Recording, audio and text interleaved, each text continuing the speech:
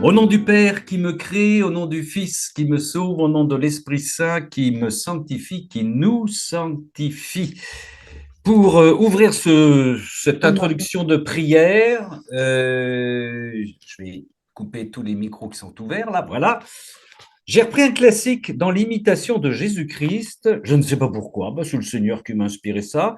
On est au 28, au paragraphe 28, qu'il faut mépriser les jugements humains. C'est Jésus qui parle. Mon fils, ne vous offensez point si quelques-uns pensent mal de vous et disent des choses qu'il vous soit pénible d'entendre. Vous devez penser encore plus de mal de vous-même et croire que personne n'est plus imparfait que vous. Si vous êtes retiré en vous-même, que vous importeront les paroles qui se dissipent en l'air? Ce n'est pas une prudence médiocre que de savoir se taire au temps mauvais et de se tourner vers moi intérieurement sans se troubler des jugements humains, ce qui suppose un abandon, ce qui est le thème de notre soirée. Jésus poursuit, que votre paix ne dépende point des discours des hommes, car qu'ils jugent de vous bien ou mal, vous n'en demeurerez pas moins ce que vous êtes. J'aime beaucoup l'humour du Seigneur. Où est la véritable paix et la gloire véritable? N'est-ce pas en moi, dit le Seigneur. Celui qui ne désire point de plaire aux hommes et qui ne craint point de leur déplaire, jouira d'une grande paix. De l'amour déréglé et des vaines craintes naissent l'inquiétude de cœur et la dissipation des sens. Ça, c'est dans l'imitation de Jésus-Christ. Notre Père qui es aux cieux, que ton nom soit sanctifié, que ton règne vienne, que ta volonté soit faite sur la terre comme au ciel. Donne-nous aujourd'hui notre pain de ce jour. Pardonne-nous nos offenses, comme nous pardonnons aussi à ceux qui nous ont offensés. Et ne nous laisse pas entrer en tentation, mais délivre-nous du mal. Et nous nous tournons bien évidemment vers la Vierge Marie pour qu'elle porte ce cénacle à son Fils, qu'on le reçoive de son Fils et qu'on le redonne alimenté par la pensée, le souffle créateur. Réjouis-toi Marie, comblée de grâce, le Seigneur est avec toi. Tu es bénie entre toutes les femmes et Jésus, le fruit de ton sein, est béni. Sainte Marie, Mère de Dieu, Mère des hommes, Mère des enfants de la divine volonté, prie pour nous pécheurs maintenant et à l'heure de notre mort. Amen. Sœurs et frères, alors ce soir, donc, on inaugure, puisque nous avons un cénacle préparé par le Seigneur, par Chantal et par Jean-Bernard. Voilà, c'est eux qui vont intervenir sur le thème du détachement, de l'abandon pour acquérir la volonté et la vie divine. Auparavant, très rapidement, alors très rapidement parce que c'est pas le sujet, mais ça a un lien avec ce qu'on va aborder. Mais c'est suite à des relations que j'ai avec certaines et certains d'entre vous à travers les courriels, les messages. Il m'a semblé nécessaire d'aborder deux points très rapidement. Alors, quand je dis rapidement, ça va être, comme dirait mon tonton flingueur, du brutal parce que ça va être très rapide. J'aborde deux points. Le premier point, notre pape François, notre pape François. Et deuxième point, notre mort, notre décès, le vôtre, le nôtre. Voilà. Mais rien de triste là-dedans, vous allez voir. Alors, notre pape François, depuis de nombreux mois déjà, si vous l'écoutez bien, nous dit que la Troisième Guerre mondiale a commencé en morceaux. C'est son expression, en morceaux. Mais cette semaine, il a dit qu'il craignait un embrasement général. Et en précisant que les gens voulaient la paix, mais qu'ils avaient la mémoire courte. Il a dit ça, ça tombe bien avec les commémorations d'hier. Quand le Vatican dit qu'il y a un embrasement général qui nous pompe au nez, généralement, le Vatican est parfaitement bien informé. Deuxième point, je passe vite là-dessus. Deuxième point, le pape François prépare une synthèse. Aujourd'hui, nous fêtons le Sacré-Cœur de Jésus. Il prépare une synthèse sur tout ce qui a été écrit normalement sur le Sacré-Cœur de Jésus. Après nous avoir invité à inviter les chrétiens à redécouvrir l'adoration, il y a peu de temps, il y a très peu de temps, le pape François donc va nous proposer une synthèse sur le Sacré-Cœur de Jésus. Je vous propose, moi, une fois que nous l'aurons lu, parce que nous la lirons tous, bien sûr, cette synthèse sur le Sacré-Cœur de Jésus, on pourra la proposer à nos frères et sœurs sédévacantistes schismatiques, ça leur fera un petit cadeau. Et là aussi, pour répondre à nos frères et sœurs qui se plaignent un peu des assurances de nos frères un peu schismatiques, qui ont un peu de ça de commun, je dirais, avec les témoins de Jéhovah, quand quelqu'un vous aborde de manière un petit peu grégaire et assurée, premièrement, il faut rester fraternel, on l'a bien compris, puisque nous sommes dans la divine volonté, mais nous pouvons utiliser aussi cette formule de notre Seigneur Jésus, passe derrière moi, Satan. Passe derrière moi, Satan. Je ne veux pas être complice d'un nouveau schisme. Ça, c'est important. On peut s'en sortir de cette manière-là. Et de cette façon aussi, on prie pour eux et on répare pour que leur période au purgatoire liée au schisme soit la plus courte possible. Voilà. Et puis, le dernier point que je vais aborder, c'est, je vous disais, c'est la mort. Oui, pourquoi? Parce que dans le livre du ciel, on pourrait penser qu'on a des avis contradictoires. Il y a Jésus qui nous dit, avant la Première Guerre mondiale, avant la Seconde Guerre mondiale et avant la Troisième Guerre mondiale, il parle très souvent des châtiments qui vont arriver, mais il dit, alors là je vous laisse retrouver les références parce que je n'ai pas eu le temps d'aller les chercher, il dit que les enfants de la divine volonté seront préservés. Et Louisa, à l'inverse, nous dit que dans les déluges, les cataclysmes, tout ce qui va se passer de grave, elle voit des saints et des gens, des enfants de la divine volonté qui vont aussi être emportés.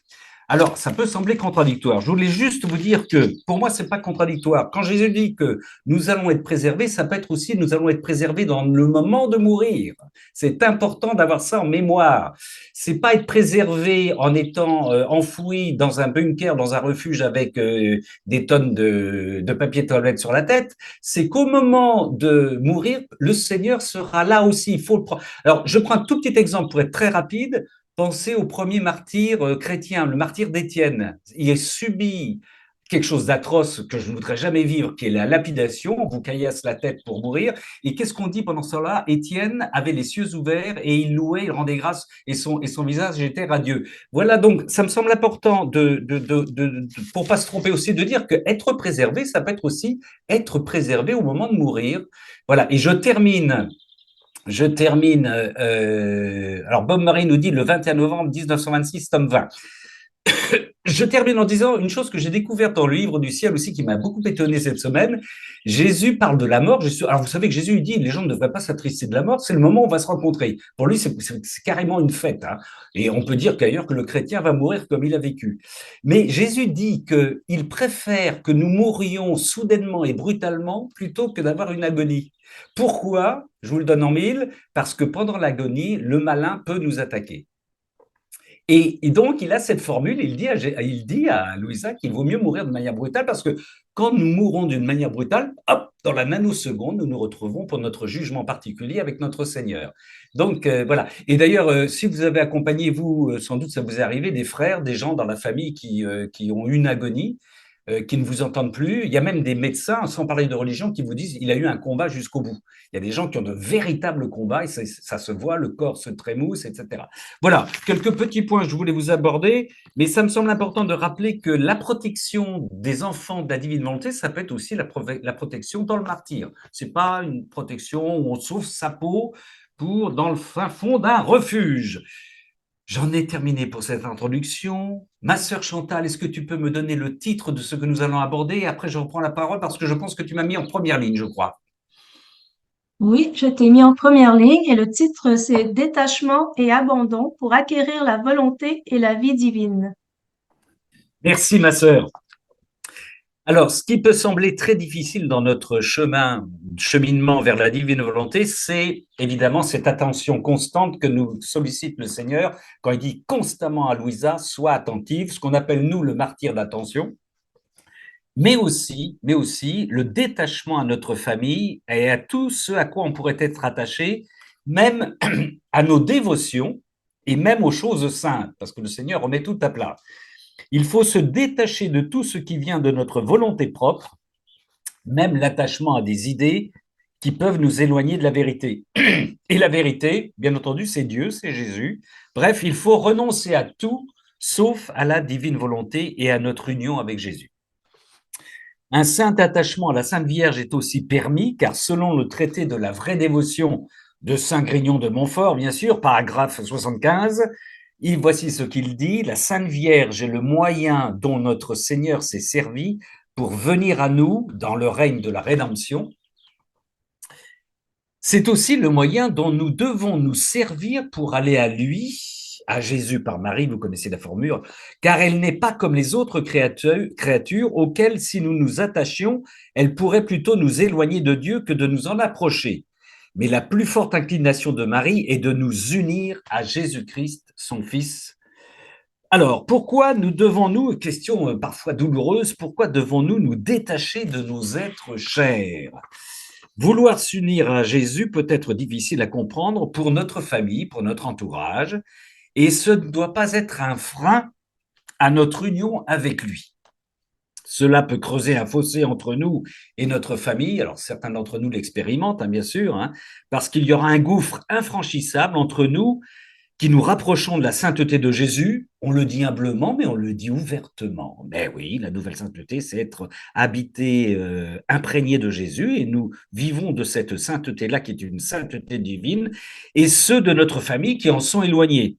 Dans Matthieu 10, verset 37, Jésus dit: celui qui aime son père ou sa mère plus que moi n'est pas digne de moi, et celui qui aime son fils ou sa fille plus que moi n'est pas digne de moi. Des paroles assez terribles, qui interrogent beaucoup de personnes souvent. Et le Seigneur nous avait dit aussi, nous avait aussi prévenu que la famille ne fait pas toujours bon ménage avec les disciples, et il dit même dans les Saintes Écritures: ne croyez pas que je sois venu apporter la paix sur la terre, je ne suis pas venu apporter la paix, mais l'épée, car je suis venu mettre la division entre l'homme et son père, entre la fille et sa mère, entre la belle-fille et sa belle-mère, et l'on aura pour ennemis les membres de sa famille. Matthieu 10, 34, des paroles qui doivent parler particulièrement à certaines et à certains d'entre vous, ma sœur Chantal.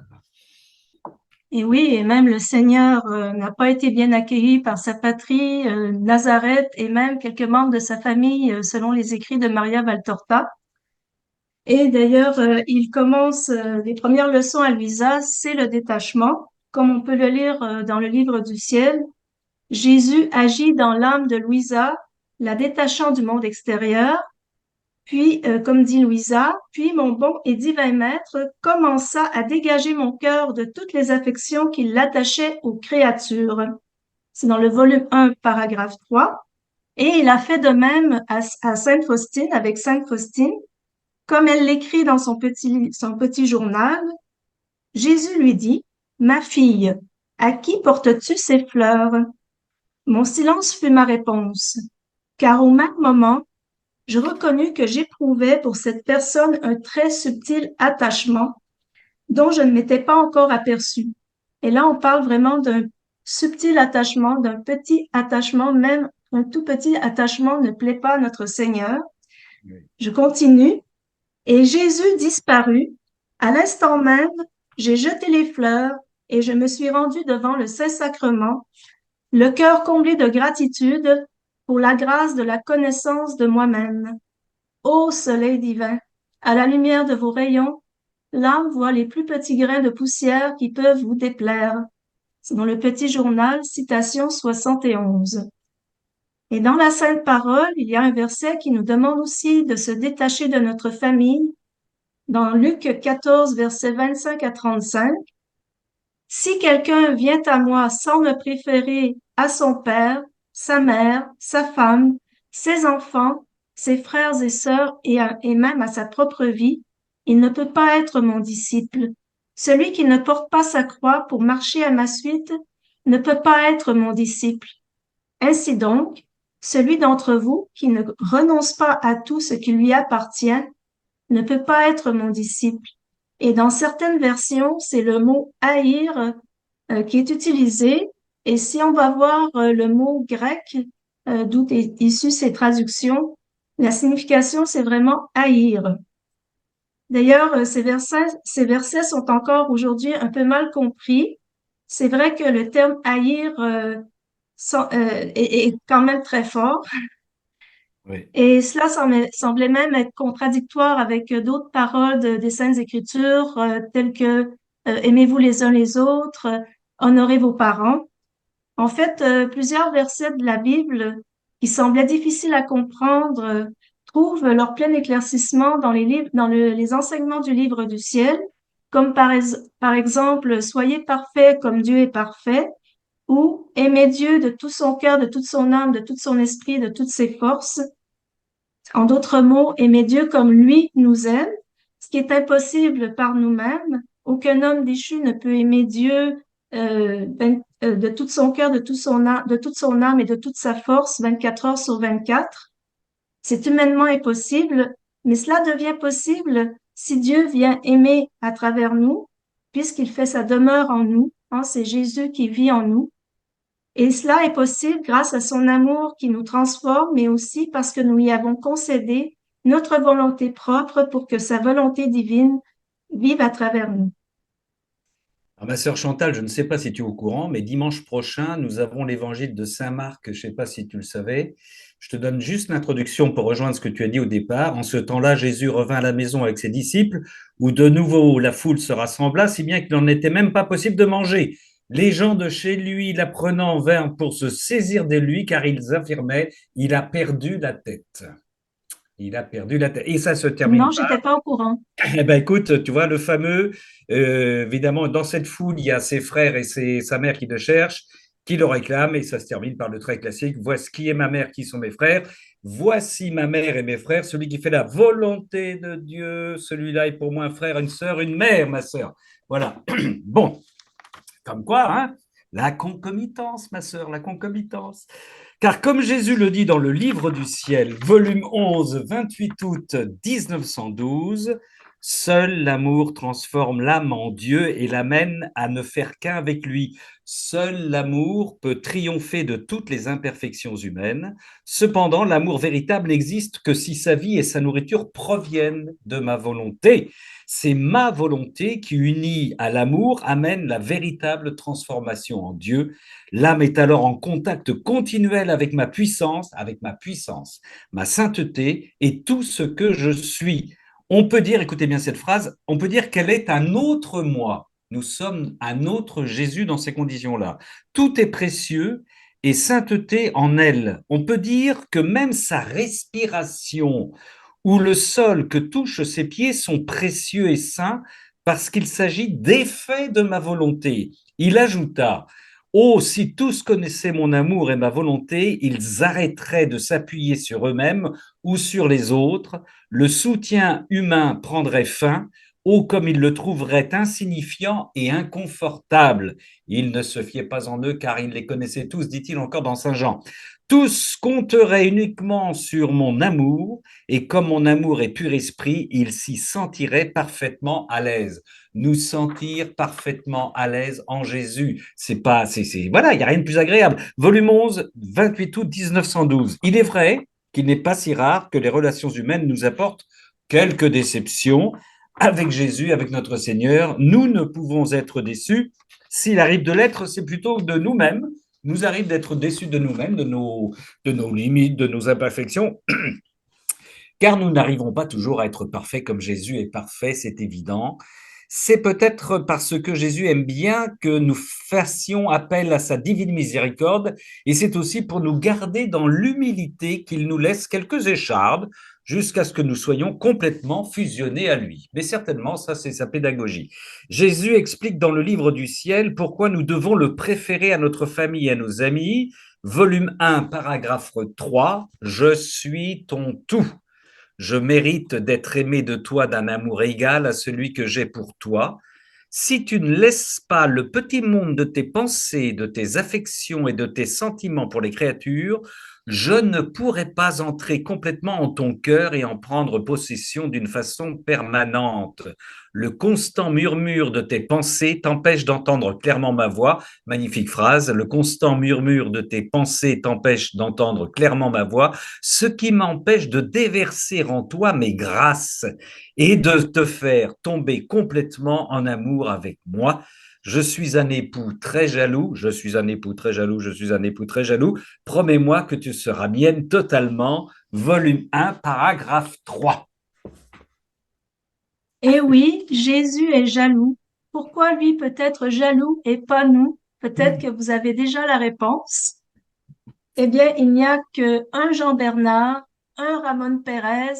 Ah oui, il n'y a vraiment qu'un seul Ramon Pérez et qu'une Chantal Morin. Oui. Mais il y a un Jésus pour chacun de nous. Donc, c'est pas nécessaire d'être jaloux. Ah ouais. Mais il faut chercher à plaire qu'à notre Jésus, ce qui nous libère et rend les choses beaucoup plus simples. Et de toute façon, nous aimons alors avec un amour divin, l'amour de Jésus. Et c'est aussi, on est aussi aimé avec l'amour de notre Seigneur qui nous contente beaucoup plus, hein. Et l'amour de Jésus, c'est la meilleure façon d'aimer les membres de notre famille, nos amis et même nos ennemis. Et notre Sainte Maman nous le dit aussi dans le volume 4, 21 août 1901. Ma fille, suis-moi et tu trouveras le chemin, ainsi que Jésus lui-même. Je vais même t'enseigner le secret qui te permettra de toujours rester avec Jésus et de vivre toujours contente et heureuse, même sur cette terre. Voici comment. Fixe en toi la pensée que seul Jésus et toi existez dans ce monde et personne d'autre. Retiens que Jésus est le seul à qui tu dois plaire, le seul avec qui tu dois te complaire et le seul que tu dois aimer. De lui seul, tu dois t'attendre d'être aimé et contenté en tout. En vivant de cette manière, toi avec Jésus, tu ne te laisseras plus impressionner si tu es entouré de mépris ou de louanges, de parents ou d'étrangers, d'amis ou d'ennemis. Et d'ailleurs, Jésus dit aussi dans le livre du ciel qu'il faut voir toutes les interactions, les confrontations comme venant de lui. Hein, tout ce qu'on peut recevoir comme mépris ou louange, on doit le considérer comme venant de Jésus. Alors maintenant, il n'y a que nous et que de multiples Jésus. Donc, il n'y a plus d'ennemis. Et je continue. Jésus seul sera tout en bonheur et Jésus seul te suffira en tout. C'est dans le volume 4, 21 août 1901. Et Jésus dit à Louisa, dans le volume 1, paragraphe 7, maintenant que nous sommes seuls, il n'y a rien pour nous déranger. N'es-tu pas plus contente maintenant qu'au temps où tu cherchais à plaire à ceux qui vivaient autour de toi? Ne vois-tu pas qu'il est plus facile de plaire à moi seul plutôt que de plaire à plusieurs? En retour, nous agirons comme si toi et moi, nous étions seuls dans le monde. Promets-moi de m'être fidèle et je verserai en toi des grâces qui t'émerveilleront. Volume 1, paragraphe 7. Mais évidemment, se détacher complètement de tout et même des âmes qui nous sont chères est plus facile à dire qu'à faire. Par nous-mêmes, certainement, mais par grâce, tout est possible. Aux hommes, cela est impossible, mais à Dieu, tout est possible. N'est-ce pas, Ramon? Oui, ma sœur, oui, oui, mais certainement, mais certainement. Tout à fait. J'ai cherché une formule simple parce que il y a, non mais il y a des frères et des sœurs qui sont heurtés un petit peu par cette démarche-là. Mais très simplement, on peut se dire que Jésus étant l'amour parfait, quand il nous demande de nous détacher de tout notre entourage, c'est pour rentrer dans son amour parfait afin que nous aimions d'une manière parfaite comme lui aime. Et donc, en nous détachant, c'est la première étape, on va rentrer dans son amour parfait pour ensuite aimer toutes les autres créatures comme lui les aime de manière parfaite. Bien entendu, son amour exclusif, sa jalousie, c'est pour qu'il nous donne en fait la perfection de l'amour afin que nous puissions aimer toutes les autres créatures d'une manière parfaite, bien entendu. C'est pas pour nous isoler. Et en aimant comme Jésus aime, nous aimons d'une manière parfaite. Ça, c'est fantastique. Et nous en étions au roi mage, c'est ça ma sœur, hein, j'arrive au roi mage, hein, voilà, voilà. Donc, voilà, il nous dit comment les rois mages ont été transformés au volume 4, 6 janvier 1901. C'est Jésus qui parle en mettant communiqué aux mages de trois façons. Voilà, on revient, on en parlait tout à l'heure dans le début de notre rencontre, les trois, le terme 3, le chiffre 3 qui revient très souvent dans le livre du ciel. En mettant communiqué aux mages de trois façons, je leur ai obtenu trois effets, car je ne me communique jamais aux âmes inutilement, ça on s'en doute. Elles reçoivent toujours quelque chose pour leur profit, Ainsi, en me communiquant avec amour, je leur ai obtenu la grâce du détachement d'eux-mêmes. Les mages se sont détachés d'eux-mêmes. En me communiquant avec beauté, je leur ai obtenu la grâce du mépris des choses de la terre. En me communiquant avec puissance, je leur ai obtenu la grâce que leur cœur reste totalement lié à moi et qu'ils aient le courage de verser leur sang pour moi. Volume 4, 6 janvier 1901. Il y a tout de même une façon d'aimer les autres créatures et nos êtres chers, comme Jésus l'explique, paragraphe 6. Alors c'est Louisa qui parle, il m'enseignait aussi comment aimer les créatures sans me séparer de lui, en voyant chaque personne comme une image de Dieu. Ah oui, ah oui. Par exemple, si quelque bonne chose venait à moi, je devrais reconnaître que lui, le moteur premier, est l'auteur de ce bien et qu'il se sert de créatures pour me prodiguer son amour. Si d'autre part il m'arrivait d'être affecté par quelque mal, je devrais penser que Dieu le permettait pour mon bien spirituel ou corporel. Pour mon bien spirituel ou corporel.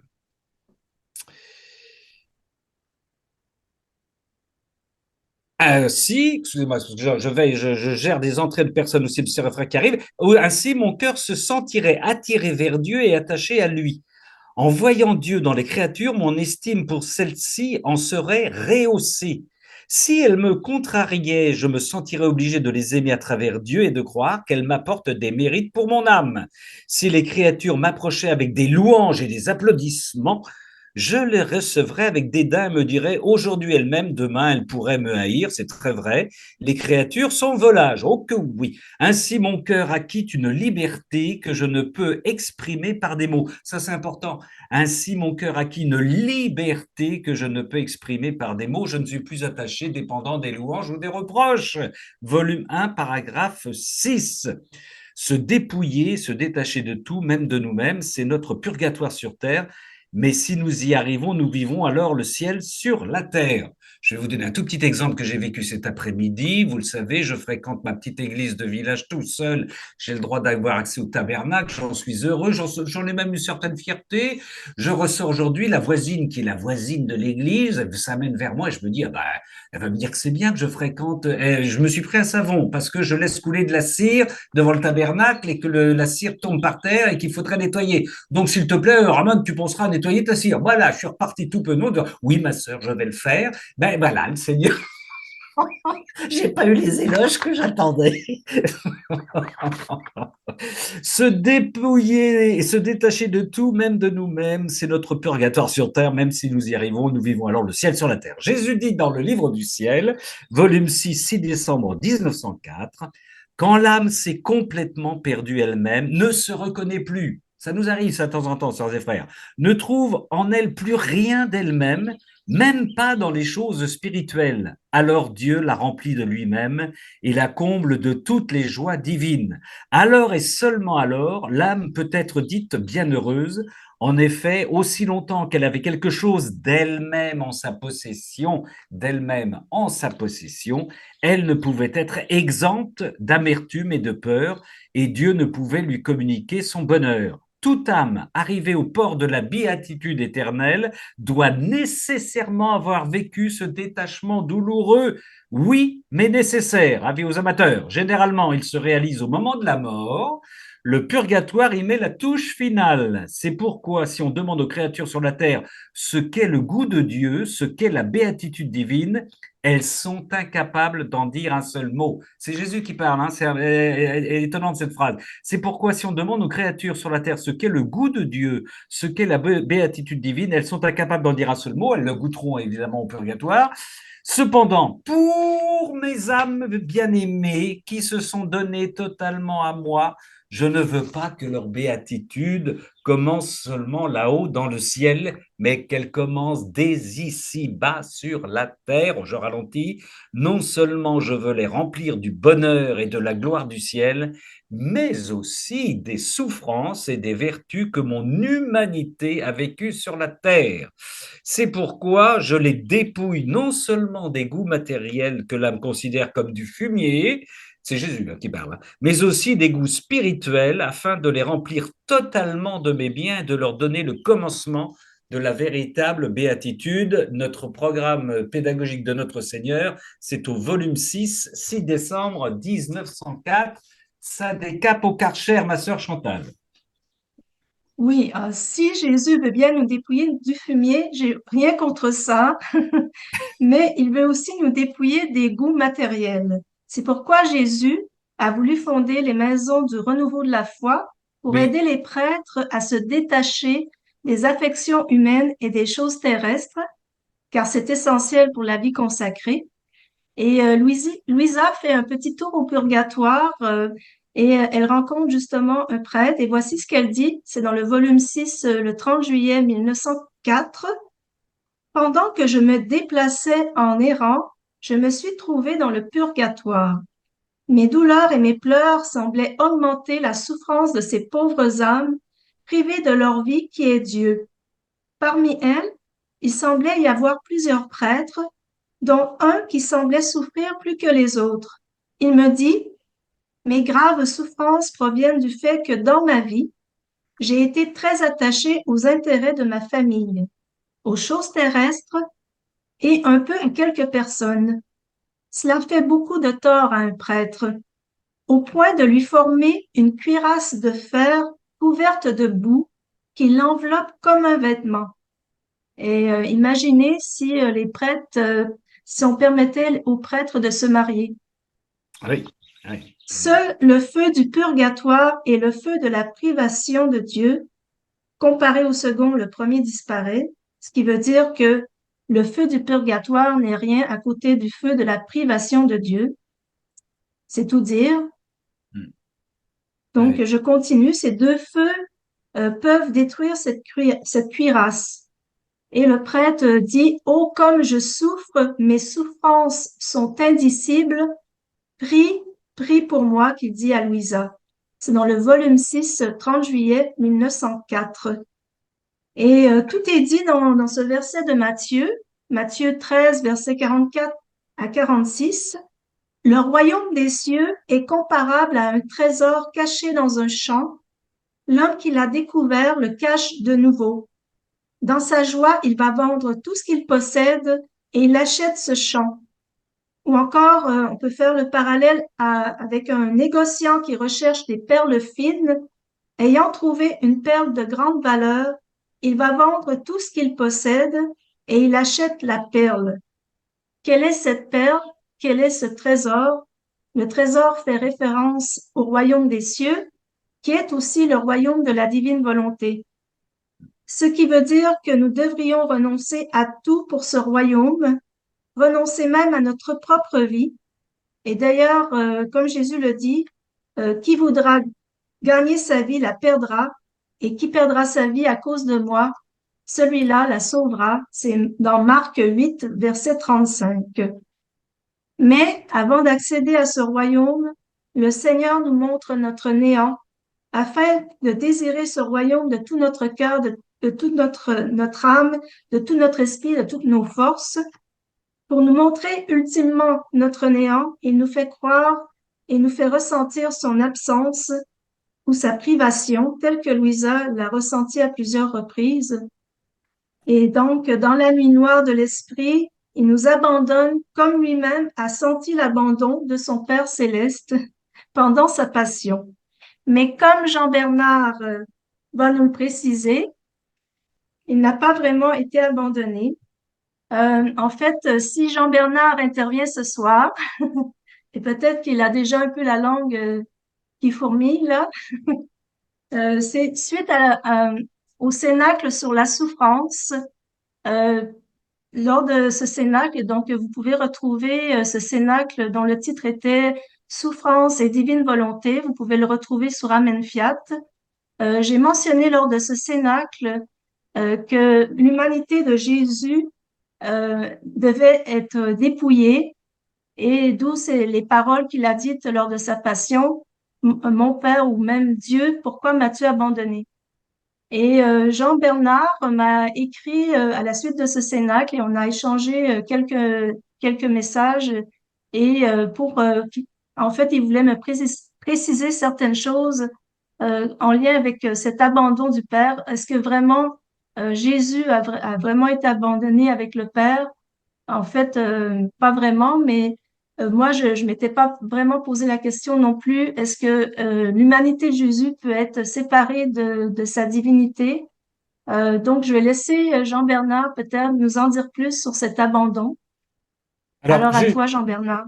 juste, Chantal, juste deux petits mots pour préciser d'abord que, avant de laisser la parole à Jean-Bernard, que les maisons du renouveau de la foi dont parle Jésus dans le livre, il insiste énormément là-dessus, mais il insiste lourdement sur le fait de détacher les prêtres de leurs attaches familiales. Il le répète très, très souvent.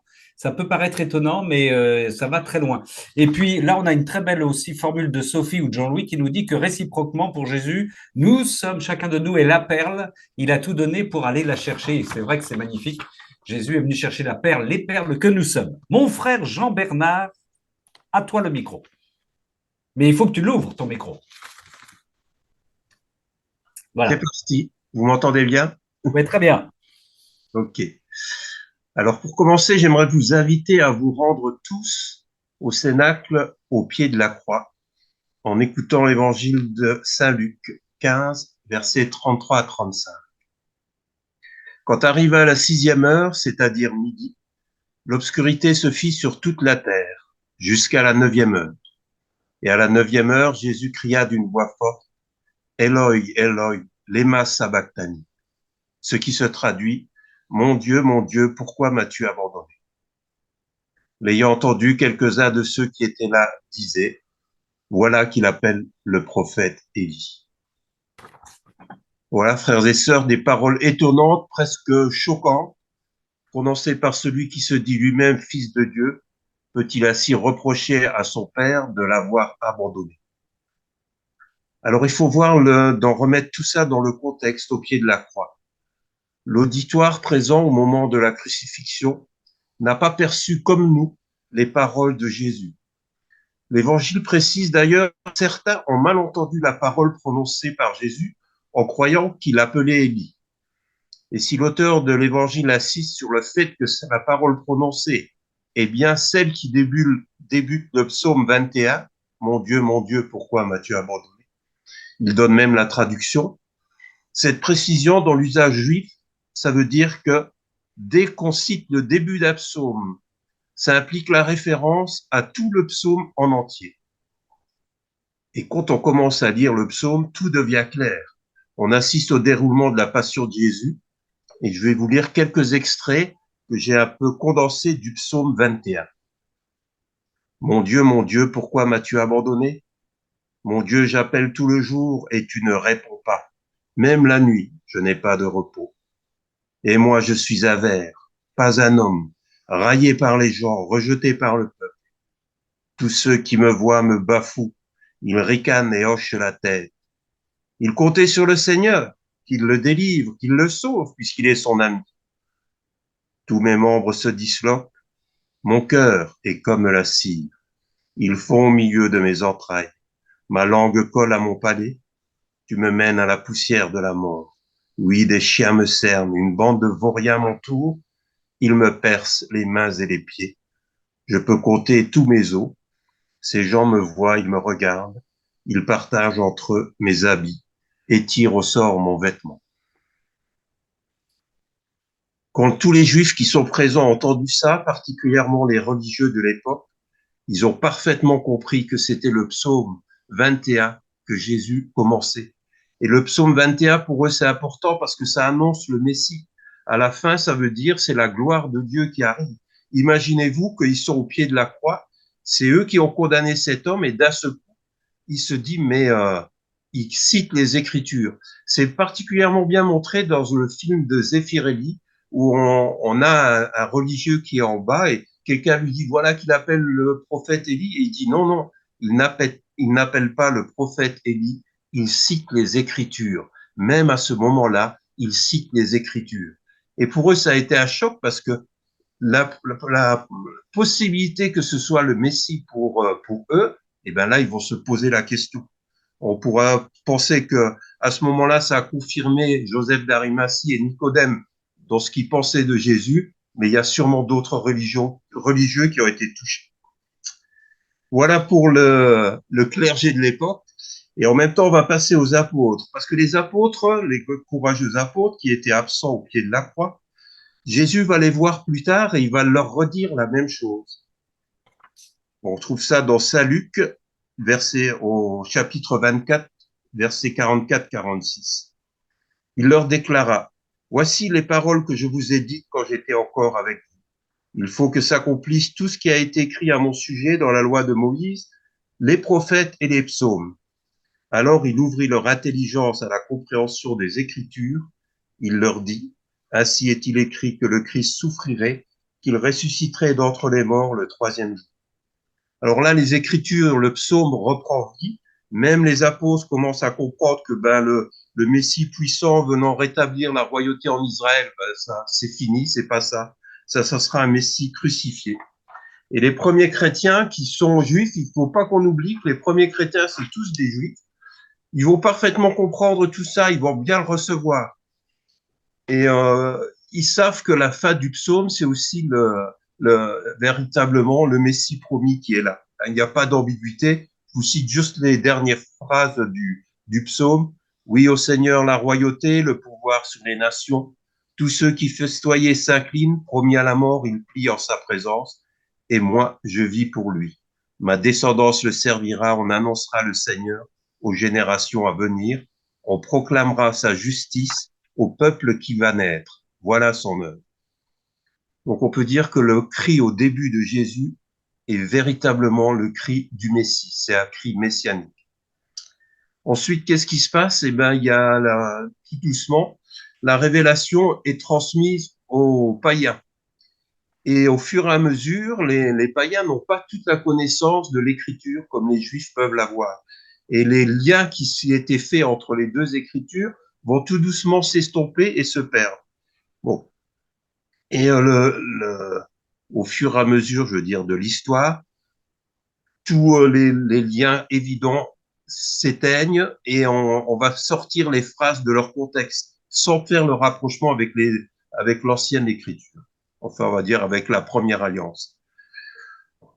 Voilà, on se coupe on se coupe peu à peu de la source et ça va augmenter jusque dans les années au XXe siècle où arrive alors le relativisme. Et là, ça va être la catastrophe. L'Église tient avec difficulté le cap, le monde parfois même chrétien. Alors on considère Jésus comme un sage parmi d'autres qui découvre. Alors on se demande comment sa mission à 33 ans. On apprend que les miracles ne sont que des savones et le pourquoi Matthieu a abandonné c'est perçu comme un constat d'échec, une défaillance. Alors on est loin, on est très très loin de ce que les premiers pères de l'Église pensaient. Et tout ça, ça va amener je veux dire, vraiment au XXe siècle, là, le relativisme va pourrir un peu dans l'Église. Mais évidemment, quand c'est comme ça, l'Esprit Saint, là où le, là où le péché abonde, la grâce va surabonder, eh ben, il va y avoir l'arrivée tout doucement on va dire, du charismatique, quoi. Mais il y a quelque chose qui se passe en tout cas. Et il y a une histoire qui illustre très bien ça. Je vais vous faire une petite histoire que vous connaissez peut-être. C'est-à-dire, c'est un théologien qui assiste à une soirée, la soirée du samedi saint, la veillée pascale. Et il arrive devant une église, il entend des chants, mais c'est vraiment superbe. Tout le monde chante et il rentre dans l'église et puis il dit, mais pourquoi vous chantez là? C'est incroyable, votre ferveur. Alors il dit, ben, c'est incroyable, mais on voit que le Seigneur a séparé les eaux et Israël passe à pied sec à travers. Et le théologien dit non, mais ça s'est pas du tout passé comme ça.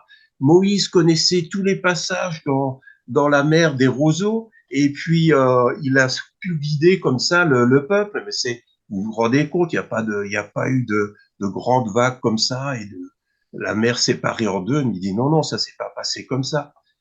Alors du coup, l'ambiance tombe un peu et notre théologien il ressort et 3 minutes après, les cris redoublent. C'est vraiment tout le chant vraiment joyeux dans toute l'église. Et alors il rentre, il dit mais qu'est-ce qui se passe? Qu'est-ce qui se passe? Ah, il dit bah nous on dit le Seigneur est merveilleux. Il a réussi à anéantir l'armée de Pharaon dans si peu d'eau. Voilà. Vous voyez le contraste un peu des petits combats théologiques qu'il y a eu à l'époque. Euh, Voilà, et on arrive alors quand c'est un bref état des lieux que je vous ai fait là.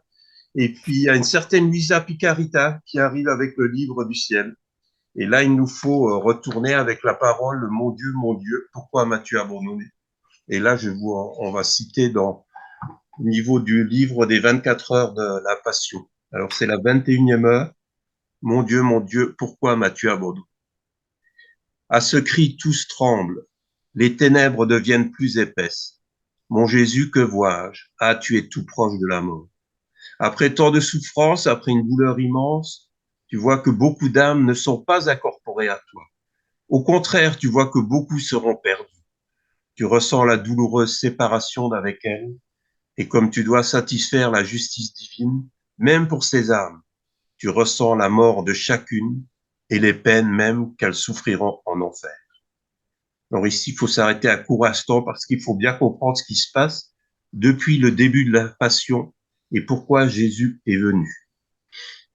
Livre du ciel, le 22 janvier 1913, alors volume 11. Je souffris autant de passion qu'il est commis de péché et qu'il s'en commettra jusqu'à la fin du monde.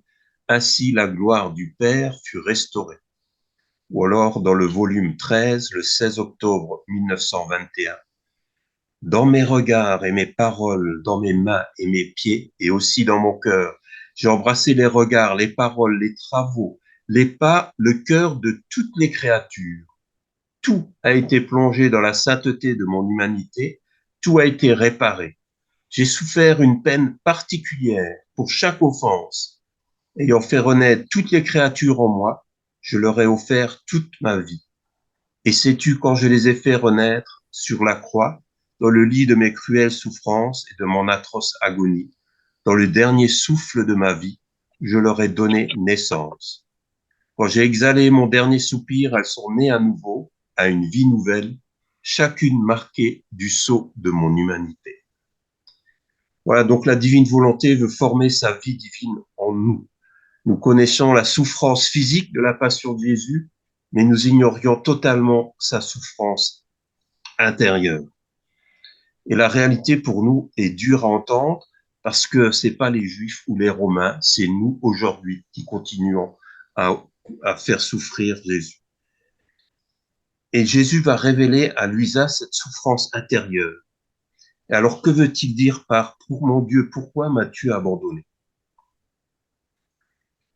quand il dit à Luisa, tu cries fort à toutes les âmes perdues, c'est dans les 24 heures de la Passion, ne m'abandonnez pas. Si vous voulez plus de souffrance, je suis prêt. Je sais pas si vous entendez la phrase, si vous voulez plus de souffrance, je suis prêt. Mais ne vous séparez pas de mon humanité. C'est cela la douleur des douleurs, la mort des morts. Tout le reste me serait néant si m'était épargné votre séparation d'avec moi. Si m'était épargné votre séparation d'avec moi. De grâce, pitié pour mon sang, pour mes plaies, pour ma mort, ne m'abandonnez pas. Quel cri d'amour, hein, quel cri d'amour. Ici, le dévoilement du cri de Jésus, mon Dieu, pourquoi m'as-tu abandonné, devient un appel désespéré pour le salut des damnés. Qui aurait pu penser cela? Voici ce qu'a écrit Salvador Tomasini dans Gethsemane, page 134 dans les éditions du ciel. Quelle est la souffrance des condamnés? C'est la séparation de Dieu. C'est pour cette raison que Jésus sur la croix a crié « Père, pourquoi m'as-tu abandonné ?» Imaginez un instant ce que peut être pour le Fils, qui est un avec le Père, de sentir que la divinité va s'éloigner de lui. Il ne la laisse pas, mais il sent qu'elle s'éloigne de lui. C'est terrible. C'est la mort des morts dont parle Jésus, et c'est terrible à ressentir pour lui, le maître de la vie. Pause. oui, oui, notre Jean-Bernard, frère, est contaminé par ces toux sèches qui sont en train de circuler un peu partout. Tu me dis, Jean-Bernard, hein, oui, oui, j'ai ton texte. Hein, C'est bon. OK. Oui, prends le Alors, temps. au volume 14, 19 août 21, voyez ce que Jésus dit. Ma fille, mes souffrances infligées par la divinité sont incompréhensibles pour les humains. Et un peu plus tard, dans le volume 14, 2 août 1922, mon humanité s'est trouvée seule dans ses souffrances. Ma divinité n'est que spectatrice des peines et des morts que je traversais. De plus, ma divinité est un juge inexorable, demandant rétribution pour chaque faute des créatures. On va rentrer plus directement dans le sujet. Au volume 12, Livre du ciel, le 4 janvier 1919, Luisa écrit « Poursuivant mon état habituel, j'étais affligé à l'extrême par la privation de mon doux Jésus. Néanmoins, je faisais mon possible pour rester uni à lui en méditant les heures de la passion. J'en étais à celle où Jésus sur la croix, quand j'ai perçu Jésus en moi, les mains jointes et disant d'une voix articulée: Mon Père accepte le sacrifice de cette fille et la douleur qu'elle ressent à cause de la privation de moi. Ô Père, accepte sa souffrance unie à celle que j'ai ressentie sur la croix quand j'étais complètement abandonné, même par toi. Alors on pourrait dire ici, Jésus, là, il nous dit effectivement, clairement, il nous parle de l'abandon du Père. Est-ce possible? Alors oui, il l'a ressenti pleinement dans son humanité, et pourtant sa divinité ne peut être séparée de lui. Contradiction? Non, parce que plus tard, il va nous dire à Luisa, voilà ce qu'il va nous dire. Alors Luisa, mon amour, volume 14, 2 août 1922. Mon amour, comme les choses ont changé pour moi. Auparavant, je me sentais si fusionné avec toi, je ne pouvais discerner aucune séparation entre toi et moi. Jésus m'interrompit et me dit: mon humanité s'est trouvée dans les circonstances analogues. Elle était inséparable de ma divinité, mais celle-ci était incapable d'expérimenter même l'ombre d'une souffrance. De même que mon humanité n'a de fait jamais été séparée de ma divinité, ainsi tu n'es jamais séparé de moi. Tu te sens seulement comme s'il y avait séparation, mais c'est dans ces moments, plus que dans tout autre, que je forme une seule entité avec toi. Je répète, comme dirait un certain Ramon, mais c'est dans ces moments, plus que dans tout autre, que je forme une seule entité avec toi. Ouais. Quel mystère, quel mystère. Ouais. Au volume 15, un peu plus loin, on a le 12 mars 1923. C'est encore plus précis. Voici ce que nous dit Luisa. Je me sentais mourir parce que j'étais séparé de mon doux Jésus. Il me dit: ma fille, ne perds pas courage. Tu n'es pas seule à souffrir cette peine parce que je l'ai éprouvée avant toi. Que de fois mon humanité gémissante se sentit seule, comme si ma divinité l'avait abandonnée, même si elle lui était inséparable. La part prévue pour les âmes perdues reste en suspens, puisqu'il n'y aurait personne à qui la donner. Parce que j'avais à tout compléter, tout absorber en moi, j'ai souffert la désolation que les damnés eux-mêmes éprouvent en enfer. Il me fallait absorber toutes les souffrances et même la privation de ma divinité. Alors ici, l'explication est donnée comme si ma divinité m'avait abandonné. Jésus a dû absorber, ressentir toutes les privations et il était obligé par le Père d'aller jusqu'à l'extrême, c'est-à-dire ressentir la séparation de Dieu. Voilà, donc Jésus a effectivement ressenti cet abandon du Père, même si la divinité semblait s'éloigner. Elle reste toujours unie au Père, c'est important, elle reste toujours unie au Père. Au tome 14, 2 août 1922, voilà ce que dit Jésus. C'était la plus grande affliction de ma vie, tout en étant uni d'une manière indissociable à la divinité. J'étais dans mes afflictions seul et comme coupé de la divinité. Petite pause. Je souffre avec toi, mon frère Jean-Bernard. Ça me rappelle des souvenirs de prise de parole, effectivement, de cénacle animé, avec ce chatouillis dans la gorge. Attention, il est en train de se gaver de son coup. Il va s'endormir, il va tomber sur le clavier. Vas-y, Jean. Donc Merci pour ta persévérance. Merci. la divinité de Jésus ne peut être séparée du Père. Jésus nous confirme que la divinité est indissociable. Et d'ailleurs, cela s'opposerait à la parole de Jésus dans l'Évangile selon Saint Jean. Le Père et moi, nous sommes un. Bon, Saint Jean, chapitre 10, verset 30. Ainsi, le Père ne peut pas répondre au cri du Fils, Mon Dieu, pourquoi m'as-tu abandonné? Car le Père est un avec lui. Résonne aussi la dernière parole de Jésus. Père, entre tes mains, je remets mon esprit.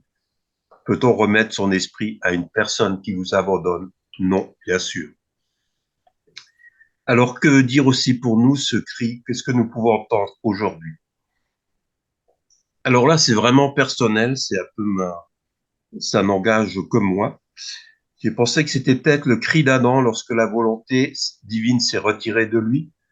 Peut-être aussi le nôtre dans la douleur de toute séparation. C'est aussi le cri des saints dans la sombre nuit de l'exil. Peut-être celui de Marie quand la pierre se referme sur le tombeau du Fils. Et là, on doit revenir sur le psaume parce que, pardon, le psaume nous dit que quand même on est sur la venue du Messie et la gloire du Père. Alors on a entendu, je pense, vous avez tous entendu pendant tous les bonheurs, enfin, j'allais dire discours, toutes les homilies, quand on parle de ce psaume. Chaque fois, on nous dit, plainte dans la souffrance, gardez confiance en Dieu dans l'épreuve, Dieu ne nous abandonne jamais malgré les apparences. Tout ça, on l'a déjà entendu. Alors, que nous apporte en fait le livre du ciel en plus? Alors, d'abord, je pense que c'est dans la nuit obscure que le Seigneur est le plus proche, quand justement nous pensons qu'il est absent. Vous allez me dire, mais oui, mais de nombreux saints l'ont déjà expérimenté. Jésus confirme, c'est dans ces moments plus que dans tout autre que je forme une seule entité avec toi. La différence, c'est que maintenant, nous savons comment cela s'opère en nous. Au moment précis où nous avons le sentiment d'être totalement abandonnés, c'est alors que toute notre volonté humaine est anéantie. Alors Dieu peut agir. La divine volonté peut se mettre en mouvement. Dieu est un avec nous. La solution est toute simple. Abandonnez-vous, abandonnez-vous. On pouvait voir, il y a aussi une vidéo de Tomasini qui dit la même chose. Abandonnez-vous. Alors une dame lui dit, mais comment on doit faire? Il dit, ben, c'est tout simple. Abandonnez-vous. Oui, mais dans quelles circonstances? Abandonnez-vous, abandonnez-vous. Ensuite, il y a le dernier appel dans le livre du ciel au volume 15. Il me fallait absorber toutes les souffrances, même la privation de ma divinité. Tous les avantages de la création ont été absorbés par moi. Je suis la tête d'où proviennent tous les bienfaits qui descendent sur toutes les générations. Je suis la tête d'où proviennent tous les bienfaits qui descendent sur toutes les générations. Maintenant, et c'est là que c'est vraiment important pour nous, maintenant, je cherche des âmes qui me ressemblent par leurs souffrances et par leurs œuvres pour les faire participer à la grande gloire et au bonheur de mon humanité. Je cherche des âmes avec lesquelles je puisse devenir intime et chez lesquelles je puisse créer la souffrance d'être séparé de ma présence. Je cherche des âmes avec lesquelles je puisse devenir intime et chez lesquelles je puisse créer la souffrance d'être privé de ma présence. Voilà. Amen. Merci Jean, frère Jean-Bernard. On va te laisser récupérer pendant. Tu as tenu jusqu'au bout, c'est magnifique.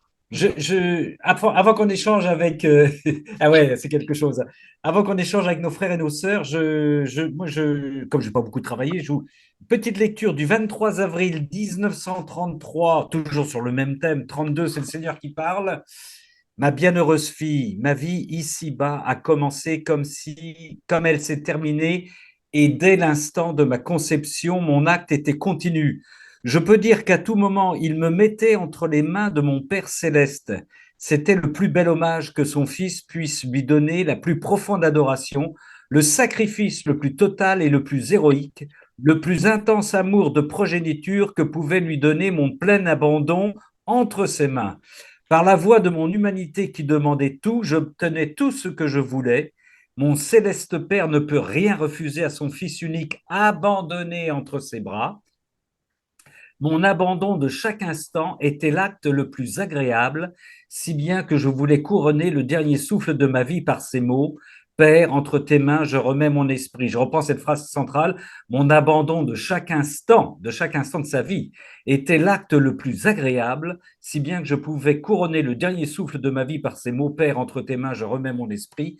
L'abandon est la plus grande des vertus, c'est une promesse à Dieu de s'abandonner entre ses mains, un abandon qui dit à Dieu, je ne veux rien savoir de moi-même, ma vie n'est pas à moi mais à toi, et la tienne est à moi. Par conséquent, si tu veux tout obtenir, si tu veux m'aimer en vérité, vite abandonné entre mes bras, laisse-moi sentir à chaque instant l'écho de ma vie, abandonne tout entre mes mains et je te porterai dans mes bras comme la plus chère de mes filles. Fin de citation, 23 avril 1933, tome 32. Ah, je comprends pourquoi j'ai raté, je suis au 31. Merci mon frère Jean-Bernard, merci ma sœur Chantal. Nous sommes arrivés, tu nous as donné du concentré et du puissant Jean-Bernard là. Hein. Et merci aussi par toutes ces références aux Écritures et aux psaumes évidemment. Est-ce que des frères et des sœurs veulent amener leurs commentaires, remarques, questions? Vous avez une petite main jaune, on va reprendre le petit système des mains jaunes. Vous savez, en bas à gauche, vous avez normalement une possibilité d'allumer une petite main gauche pour dire que vous voulez prendre la parole afin que ce ne soit pas tout le monde en même temps, car vous êtes nombreux ce soir, sœurs et frères, pour ce thème de l'abandon. Je voudrais préciser une Jean-Bernard. petite chose. Une petite Oui. chose. J'en profite pour tordre le cou à l'histoire des apôtres qui sont complètement, je veux dire, incultes, qui ne savent pas écrire et qui ne savent. Ça, c'est de la légende. Dans les milieux juifs, et toutes les dernières études le disent, on est extrêmement cultivé, on sait écrire et on sait lire. Alors, Oui. les pêcheurs qui sont analphabètes, c'est du vent, ça n'existe pas. Voilà. Bien. Et en plus, la tradition faisait qu'oralement, ils se répétaient, ils connaissaient leurs psaumes et les écritures par cœur aussi, hein, Exactement. Oui. ouais, ça me fait penser souvent à des gens du voyage que je vois en prison qui ne savent pas lire, mais qui connaissent les psaumes, et qui connaissent les écritures, des passages de l'écriture, beaucoup mieux que moi, par cœur évidemment, parce qu'ils ne savent pas lire. Sœurs et frères, je vous sens en réflexion, en méditation, en grand silence, pendant que nous laissons notre frère Jean-Bernard agoniser. Et j'en rigole. Oui, ma sœur Chantal, qui est là. Bonsoir, ma sœur Chantal. Bonsoir tous. Écoutez, d'abord un grand merci à vous trois. C'était très enrichissant c'est vrai que c'est à réécouter, hein, parce qu'il y a eu beaucoup quand même. C'était du condensé, Ah, c'est très dense, c'est vrai. mais comme ça, oui, comme dit Alain, comme ça. Mais à réécouter, à réécouter, à réécouter, parce que franchement, ça nous édifie. Votre travail nous édifie, ça édifie le Seigneur dans nos vies surtout. Mm. Et je vous remercie parce qu'en fait, c'est vrai que cette histoire, mon Dieu, pourquoi m'as-tu abandonné? Ça me fait toujours poser question énormément. Et voilà, c'est un bel éclairage fait de Jean Bernard. Et je me doutais bien que le Père n'avait pas abandonné son Fils purement et simplement, et qu'il y avait une explication qui nous échappait. Donc merci. Et non, mais franchement, c'est très, enfin, c'est riche, quoi. Ça nous fait énormément de bien de vous écouter et voilà de pouvoir travailler et creuser et justement comprendre comment se détacher et s'abandonner parce que c'est vrai que de nous-mêmes on va pas y arriver donc on a besoin vraiment du Seigneur et que c'est le Seigneur qui qui travaille en nous en fait dans ce détachement par rapport au livre du ciel et tout ce qu'il a laissé à Louisa donc je vous remercie énormément.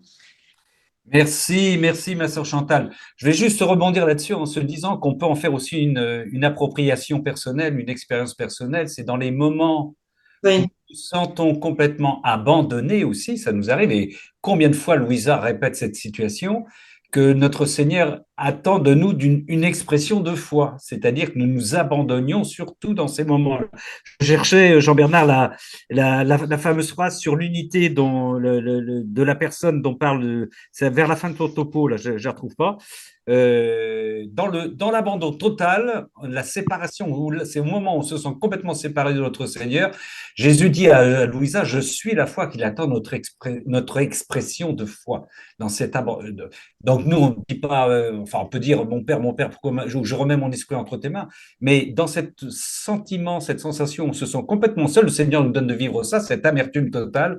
Là, il nous faut dire avec confiance, Seigneur, je m'abandonne à toi, alors que je ne ressens plus rien, je n'ai aucune. C'est la nuit de Thérèse, c'est la nuit de beaucoup de saints, hein, mais d'avoir là cet abandon dans la foi. Voilà. Et donc, ça nous est donné de le vivre aussi, hein, de le partager. Et ça nous éprouve aussi dans notre, dans notre, comment dire, dans notre avancement dans la foi aussi, de notre fidélité, si tu veux. Parce il y a un piège à tout ça, où on pourrait penser, bon, c'est trop compliqué, c'est pas pour moi, j'ai pas le profil, en fait. Tu fais encore un centrage sur soi.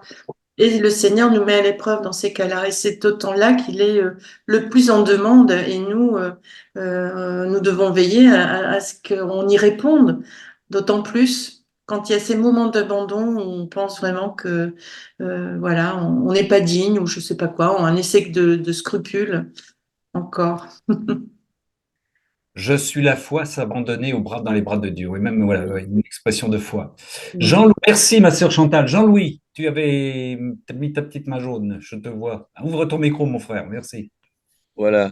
Alors, ça, c'est sans doute fortuit parce que c'est en français, il y a une sorte de balance de jeu de mots entre s'abandonner et se sentir abandonné. Mm. Mais ce rapprochement fortuit, en fait, il a du sens.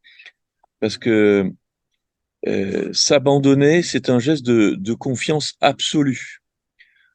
Et or, Dieu, c'est celui il maintient notre existence dans l'être, dans sa plus simple expression, le fait d'exister. Avant d'être ceci ou cela, ou grand ou petit, il maintient notre existence. Et notre existence, elle repose sur quoi? Elle repose que sur sa volonté, parce qu'on est tiré du néant. Donc, il est infiniment proche de notre néant. C'est lui qui le sort des eaux, en quelque sorte. Et s'abandonner, c'est quelque part se jeter dans cet acte créateur j'allais dire, pour s'y replonger avec confiance, quoi, pour s'y retrouver, pour revenir d'où on sort. Et je crois que Jésus dit quelque part dans les livres de Louisa que la destinée humaine, c'est de revenir là d'où on est sorti, c'est-à-dire du cœur de Dieu qui nous crée. Je sais plus la référence, hein. Merci mon frère Jean-Louis pour cette belle méditation sur l'abandon. Merci. Oui, oui, oui, oui, tout à fait. Je prends parce qu'il y a des mains qui se lèvent. On y va. Colette, ma sœur Colette. Je voulais juste dire que tout au début, quand tu as fait une évocation de la mort comme étant le grand rendez-vous de l'abandon, je voulais juste témoigner que moi, ma découverte de la divine volonté, c'est de plus avoir peur de la mort. Et je me rends compte qu'avec ce qu'on entend comme message, quand ma peur revient, que ce soit par des drames familiaux ou du monde, quand ma peur me reprend aux tripes, je sais qu'en lisant Luisa Pecarita, en rentrant dans la divine volonté, j'y vais jusqu'à ce que ma peur disparaisse. Et pourtant, je me rends compte que les récits de Louisa, je peux pas les lire très longtemps. Ça s'adresse à un tel profondeur que, franchement, j'aimerais avancer, hein. Je stagne toujours au 1, 2, 2, 1. Et j'ai vu qu'il y en a 36 qui m'attendent. Mais ce climat, qui est d'ailleurs ce qu'on retrouve quand on s'entend tous, ça nous met dans un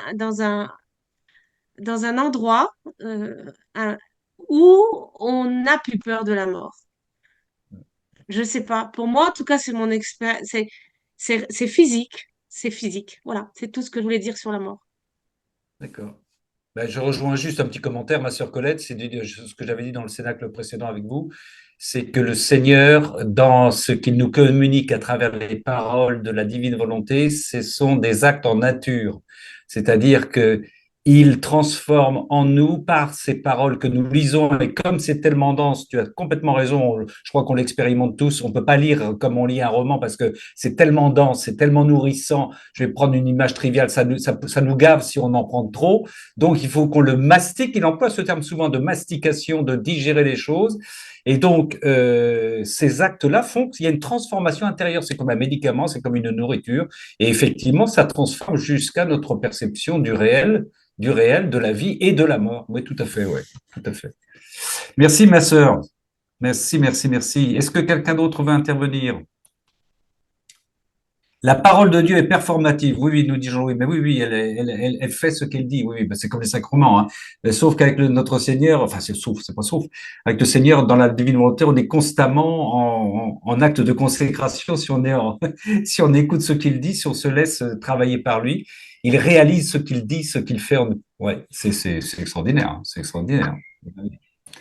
Je n'ai pas la référence du volume, mais je sais que dans l'un des écrits, c'est bien précisé que ceux qui sont dans la divine volonté ne connaissent plus la mort.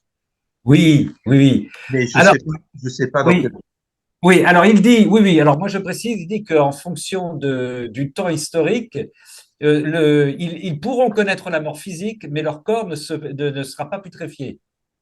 Moi, c'est la précision que j'apporte. Voilà, voilà. Ah, ça, je l'ai lu aussi.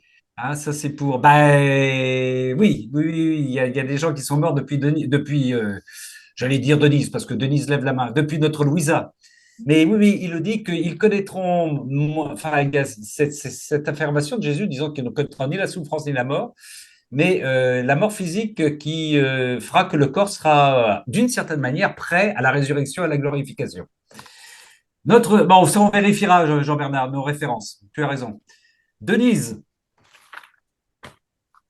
ma sœur Denise. Pour ce qui concerne, oui, pour ce qui concerne le détachement des choses saintes, moi, je voulais juste parler de ce que moi j'ai vécu. Au début, bien sûr, je suis comme tout le monde, on vise le paradis, la vie éternelle, et c'est comme si j'avais l'impression que, effectivement, si on est avec Dieu, ben, c'est pour gagner le paradis, pour vivre éternellement. Mais au fil de mon approfondissement de ma foi et de mon vécu, et en m'enamourant davantage et davantage de notre Seigneur, finalement, je me suis dit, ben, le paradis, je connais pas, je peux pas viser ce que je connais pas. Bien sûr, on me le décrit, que c'est très beau, etc. Et que ça peut être que, voilà, selon les dires de notre Seigneur, que là où il y a ni voleur, il y a la paix, il y a la joie, etc. Mais tout ça, c'est prometteur. Mais moi, je vise celui que j'aime et celui que je connais. C'est mon bien-aimé, c'est le Seigneur. Je vise pas le paradis, je vise pas le ciel, même si c'est une chose sainte en soi. C'est pas ça après lequel je cours. Et il m'est arrivé même de lui dire dans mes prières que même si je suis condamnée à l'enfer, je l'accepte du moment que c'est sa volonté, mais qu'il ne m'enlève pas l'amour que j'ai pour lui dans mon cœur et que je continue à l'aimer même en souffrant. Donc, j'ai vécu les choses de cette façon-là. Voilà, j'ai voulu en témoigner et dire, voilà, de manière générale, nous les chrétiens, comme tous les croyants d'ailleurs, on vise le ciel, et c'est Dieu qu'il faut viser avant tout. Oui. Denise, excuse-moi, mais là, je rebondis. Sa volonté ne peut pas vouloir que tu ailles en enfer. Surtout si tu Ouais, vises. je le sais, Non, c'était non, une non. manière Son amour, de... non. Et son amour est tel qu'il ne peut pas, il ne peut pas. Alors c'est un Dieu jaloux, c'est pas un Dieu. Oui, C'est un Dieu jaloux, c'est pas un Dieu cruel. Attention. Hein. Oui. Mais ouais, voilà. ouais. Ok. que nous révèle la divine volonté, et c'est la différence sans doute avec notre vie avant de découvrir la divine volonté, c'est que le ciel que nous visions, qui nous semble très très loin, dans la divine volonté, il nous donne de l'expérimenter aujourd'hui, hein. Nous allons poursuivre notre relation à la nanoseconde de notre mort telle que nous l'avons aujourd'hui avec le Seigneur, telle qu'elle est entamée aujourd'hui, hein. Et c'est pour ça, entre parenthèses, on en a reparlé la semaine dernière, que normalement, les gens qui sont dans la divine volonté ne vont pas au purgatoire puisqu'ils sont comment dire, habités par le Seigneur. On ne peut pas envoyer le Seigneur au purgatoire. Mais viser le ciel, c'est le vivre aujourd'hui. Dans notre Père, c'est tout le cœur du livre du ciel, que ta volonté soit faite sur la terre comme au ciel sur la terre. Autrement dit, que cette volonté s'accomplisse aujourd'hui. Donc, ce n'est pas une visée d'un ciel lointain, c'est aujourd'hui. Nous vivons du ciel aujourd'hui. Les cieux sont ouverts, le ciel est ouvert. La connaissance divine nous est donnée et nous permet par la venue de notre Seigneur en nous-mêmes, en chacun de nous, nous sommes des tabernacles vivants, des hosties vivantes, de vivre la vie des bienheureux. Il le dit, le Seigneur, dans le livre du ciel. Nous pouvons vivre la vie des bienheureux aujourd'hui, maintenant. Il suffit de le vouloir, hein. Il dit, voilà, il dit, voilà, puis il dit, moi, je fais le reste. Bon. Il y a, Donc, merci, ma sœur Denise. Alors, j'ai vu une remarque, c'est Anne-Marie, c'est comment j'ai perdu le prénom, qui nous avait envoyé un petit appel au secours là. J'ai de plus en plus peur de la mort. Si vous avez une référence pour m'aider. Ah, eh bien, qui pourrait répondre à ce genre? Il faudrait. Est-ce que tu peux nous en dire? Oui, vas-y. Oui, oui, moi je voulais dire, oui, justement, tu parlais aussi mais ça a rapport aussi avec la peur de la mort, mais tu parlais aussi du dégoût, pas du dégoût, de perdre le goût spirituel. Alors Oui, moi, j'ajoute, est-ce que ça peut aller jusqu'au dégoût total des choses religieuses? Parce que moi, je suis dans comment est-ce que je vais dire ça, un combat continuel, mais comme si j'étais par moments, je me dis, c'est pas possible, je suis habitée du démon. Tellement je suis dans un combat en me disant, oui, après, il n'y a plus rien, tout ça n'existe pas, tout ça. Mais, et alors, je lutte, je pense ça, et aussitôt, je dis, mais Seigneur, c'est pas possible. Moi, j'ai confiance en toi et je t'aime. Donc, je suis dans un combat total, mais continuel, quoi. Alors, je dis, par rapport à ce que tu disais, donc, euh, Ramon, est-ce que on peut perdre le goût spirituel, ça peut aller jusqu'à oui. un dégoût total. Oui, ma sœur. Oui, ma sœur. Excuse-moi, je vais être brutal. C'est une grâce que tu as. Hmm. Tu as une grâce, cette grâce-là. Et comme tu l'as dit tout de suite, mais comment je peux vivre une chose comme ça alors que moi je t'aime? Comment je peux ressentir des choses? Tu rejoins ma sœur. Écoute, ma sœur, tu rejoins les gens qui sont dans le désespoir le plus total. Mais toi, tu le portes avec ta foi et ta confiance. Tu comprends? Mais le Seigneur, il te donne de le porter.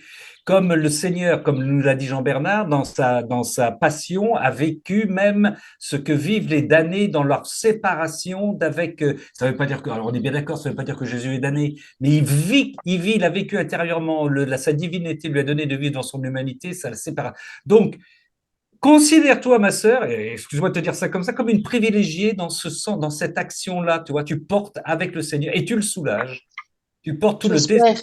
le désespoir de certaines personnes et ça va jusqu'à perdre le goût, effectivement, des choses spirituelles que tu avais auparavant. Et oui, la sécheresse va jusque-là. Ramon, je peux. Oui, attends, non, mais voilà, je voulais, oui, juste savoir si tu avais bien reçu mon message, c'est important, tu vois, c'est Oui, important. merci. Merci, Ramon. Oui. T'es dans une forme, et ton combat, c'est un combat t'es, t'es à Gethsémani, là, hein, t'es à Gethsémani avec notre Seigneur, ma sœur, hein. Merci.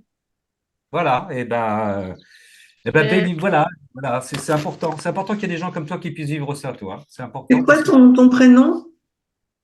Marie-Claire, Marie-Claire. Marie-Claire, oui, et Marie-Claire, c'est aussi un petit peu ce qu'a vécu la petite Thérèse. mais Hmm. oui. oui, elle disait, je veux croire, non, je crois ce que je veux croire. Donc, elle ne Oui, croyait plus. oui, Voilà. oui, oui. Oui, c'est La vrai. nuit, Et la nuit de la foi. il y a beaucoup de saints qui ont vécu ça. Il y a Oui, beaucoup de saints qui ont vécu ça. oui. Hmm. Là, j'ai pas de Oui, référence qui me vient à l'esprit, sinon la petite Thérèse. La petite Thérèse, c'est oui, sûr. oui, c'est vrai. Non, non, Ouais, ouais, garde cette flamme. Voilà, offre tout Il y ça a au Mère Seigneur. Teresa aussi, je crois, qui a Mère vécu ça. Teresa Oui, aussi. qui a vécu de on a découvert ça après Oui, pendant je ne sais plus Mère combien d'années, hein, je veux Teresa dire aussi, c'est vrai. 20 Oui. ans sans avoir une sensibilité de preuve de foi. C'était incroyable, incroyable. Ouais. Oui, Et c'est souvent une souffrance donc le Seigneur donne à certaines personnes qui portent la mort de beaucoup d'incroyants. Ça peut les sauver à ce moment-là, qui ont peur au moment de la mort et pour qui c'est terrible, qui n'ont jamais cru.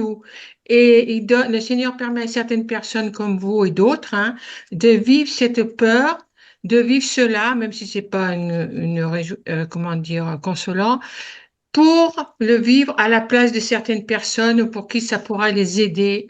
C'est là où le fait d'être unis à tous et de prier au nom et pour tous peut devenir important. oui, Merci. tout à fait, tout à fait. C'est encourageant, ça. Oui, sûrement. Eh oui, oui, oui, oui, oui, oui, oui, Marie-Claire, oui, oui. Merci, en tout cas, merci pour ton témoignage. Merci beaucoup. Ouais. Et combien de gens ont vécu, enfin, peut-être pas aussi fortement que toi, des gens qui ont découvert cette sécheresse spirituelle. On a pu s'embarquer dans des familles spirituelles, dans des liturgies, dans des formes de prière qui, quelques années après, nous ont semblé complètement sèches, fadasses, où on n'adhérait plus du tout, quoi. Aller à la prière sans plus rien ressentir, sans n'avoir plus aucun plaisir, en n'ayant plus du tout envie. Et c'est là que le Seigneur dit, ben oui, oui, mais c'est là que je veux que ton acte de foi. C'est là que je veux que ton acte de foi. Je m'apère, je m'abandonne entre tes mains. Merci encore une fois, ma sœur Marie-Claire. Est-ce que quelqu'un d'autre veut intervenir? Oui, euh, vous Oui, m'entendez? Oui. oui, oui, Liliane, hein? Oui. Est-ce Oui, que vas-y. c'est pas, est-ce que c'est pas ce que vivait Louisa quand elle déchirait les images Oui, oui, oui, oui. et qu'elle pleurait et tout ça? Oui, oui, elle voulait déchirer, elle voulait tout brûler, elle voulait tout mettre. Il y a des périodes où elle voulait tout mettre en l'air, hein. Mhm. Oui, oui. Le Seigneur lui a permis, au-delà de on va dire, de sa relation privilégiée, d'avoir le privilège de découvrir le néant, l'amertume et le désarroi total au point de se dire, ce truc-là, j'en veux plus, quoi. Hein. Et Mhm. surtout, oui, oui, oui, oui. Hein, ouais. Pour compléter, on connaît des personnes aussi, des frères, des sœurs qui ont des émotions, des relations particulières avec le Seigneur et qui passent par des moments d'exaltation parce que ce que leur dit le Seigneur est tellement important, ils vont le transmettre, hein, pour que et puis ils vont passer après par des périodes où ils sont, alors c'est pas au ras du sol, c'est en dessous du sol en disant ça sert à rien, j'y crois plus, je vais le brûler, mais il faut que je trouve quelqu'un qui me rassure parce que mais ça y est, c'est l'amertume, c'est le fiel, c'est Golgotha quoi. Hein. C'est le Seigneur qui à Golgotha se prend toutes les incertitudes, mais plus que les incertitudes tous les rejets, tous les péchés, et qui se dit, mais face à tout ça, je perds tout, ça sert à rien, c'est inutile, il y en a qui vont se damner, mais qu'est-ce que je pardonnez-moi, mais qu'est-ce que je fous là-dedans, moi-même, étant le Dieu des dieux, quoi. Et ben, on partage ça aussi, hein, on partage ça. Ouais. Et dans ce cas-là, il faut dire, ben oui, faut offrir ça au Seigneur en disant, ben, je partage ça avec toi. D'une certaine manière, je soulage. Rappelez-vous ce que dit le Seigneur dans le livre du ciel. En vivant de cette manière-là, vous me redonnez vie, vous me soignez parce que vous partagez ça avec moi. Parce que lui, il porte tout. Donc, on partage, voilà. Alors, il y a des moments, il nous donne cette grâce de partager des moments des souffrances, des joies, mais en même temps, il y a des gens qui vivent particulièrement la croix. Et on le soulage et il dit, vous me redonnez vie. Vous me redonnez vie parce qu'il y en a d'autres qui vivent ça avec moi. On fait de la transfusion là, par l'amertume. Hein. C'est étonnant. Hein. Ouais. Et aujourd'hui, nous le savons bien, sœurs et frères, on a du monde à porter. Nous avons des frères et des sœurs à porter dans nos familles, dans nos relations, dans le monde, dans ce monde qui est en train de s'embraser, où la haine est en train d'exploser, la violence, l'agressivité. On a à porter, hein, le Seigneur, voilà, il recherche des petites, ce qu'il disait, des supports sur la terre pour qu'on porte le monde, hein, de toute façon, très humblement. Hein, c'est pas de l'orgueil quand je dis ça, mais porter ce monde de violence et d'incroyance et de refus de Dieu. Et il n'y a pas que le Seigneur, il compte sur nous. Hein. Voilà. J'ai vu une autre main, voilà, non, je me trompe. Je C'est sais plus. encore moi, Ramon. Je fais un Oui, rapprochement avec l'enseignement de vendredi dernier que j'ai écouté parce que je ne savais pas être là. Mais il y a en même temps, ça me fait penser que j'ai pu, enfin, ce que vous avez lu, je ne l'ai pas mot pour mot, mais ça évoquait qu'en fait, on ne devait pas se faire un souci à l'extrême et qu'il fallait aussi tout remettre au Seigneur. Alors justement, c'est là où on est à porte-à-faux parce qu'en fait, il faut souffrir, parce que le Seigneur se sert de cette souffrance, comme tu l'as dit, mais en même temps, on doit se mettre aussi dans une sorte de paix, enfin, d'assurance que le Seigneur est là à notre côté. Donc, il faut, on ne sait pas si on doit culpabiliser de se sentir en paix ou culpabiliser de pas se sentir, tu vois, ouais, tourmenté et ouais, souffrir avec le Seigneur. Alors, des fois, ça m'interpelle. Je me dis, bon, oui. c'est quoi la différence? C'est nuancé. Oui, c'est ce que disait, je ne sais pas si je vais répondre à ta remarque, le Seigneur disait que dans toutes ses souffrances les plus terribles avec sa mère, en communion avec sa mère, Hum, ils étaient toujours habités par la joie profonde. C'est le paradoxe, c'est-à-dire que à chaque fois, c'est pas la souffrance pour la souffrance, c'est la souffrance pour le salut du monde. Donc, si je suis en train de porter, comme tu le dis là aujourd'hui, le poids de je ne sais pas, enfin, du monde, de la famille, et c'est pas simplement de la famille, on est tous plus ou moins sensibles à des causes particulières qui peuvent nous crucifier, entendre une nouvelle à la télévision concernant ce sujet parce que ça me fait très mal au ventre, par exemple, ça me fait mal. Voilà. Je porte ça d'une manière douloureuse et en même temps, je le porte sur le bois de la croix pour le salut de ces personnes-là. Et donc, comme disait François tout à l'heure, peut-être sur le fait que mes ennemis qui me persécutent là et que je porte vont être sauvés grâce à cela, avoir des grâces particulières pour, au moment de leur mort, par exemple, découvrir le Seigneur et accepter la miséricorde du Seigneur. Donc, tu vois, c'est pas ambivalent, on les porte en même temps, tout en se disant que il faut être dans une disposition de paix et d'abandon total parce que dans la journée même, tu vas rien résoudre non plus, apparemment, tu vas rien résoudre, quoi. Donc, il y a de quoi baisser les bras. Mais en même temps, je le remets dans tes mains, Seigneur. Je le porte avec toi, je porte avec toi. d'accord, merci. Donc, on porte le salut du monde, on participe au salut du monde avec dans notre Seigneur, avec notre Seigneur. Enfin, ouais.